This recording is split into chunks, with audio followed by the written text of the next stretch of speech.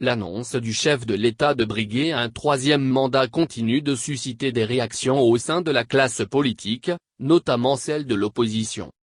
L'Union pour la Côte d'Ivoire, UPSI, présidée par Maître Brahima Soro, juge cette annonce inopportune tant dans la forme que dans le fond et rappelle qu'en Côte d'Ivoire, le président de la République a prêté serment de toujours incarner l'unité nationale.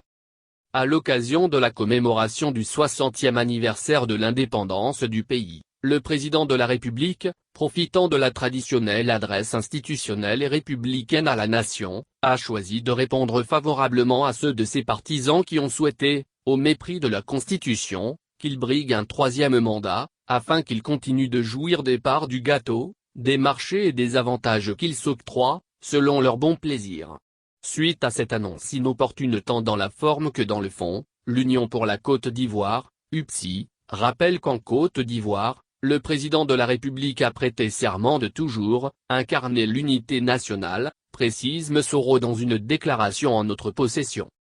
L'UPSI juge donc inadmissible que, faisant fi du dit serment, le détenteur provisoire et temporaire du pouvoir exécutif ait choisi d'incarner l'unité de son clan et de son parti au détriment des intérêts supérieurs de la nation, en utilisant les canaux mis à sa disposition par le peuple souverain de Côte d'Ivoire.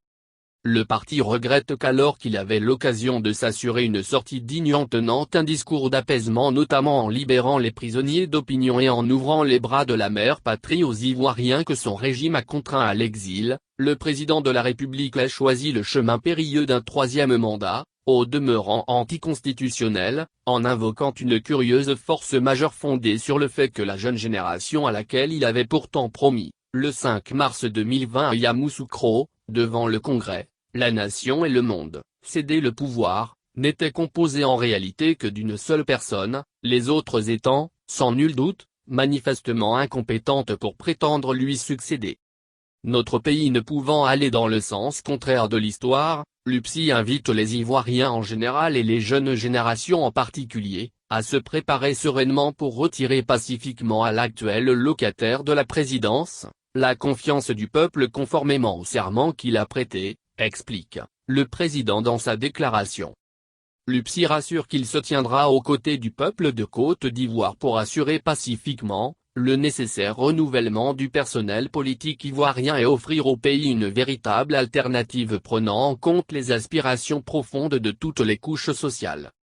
Il estime que c'est ainsi que les Ivoiriens garantiront véritablement l'indépendance chèrement acquise par les pères fondateurs.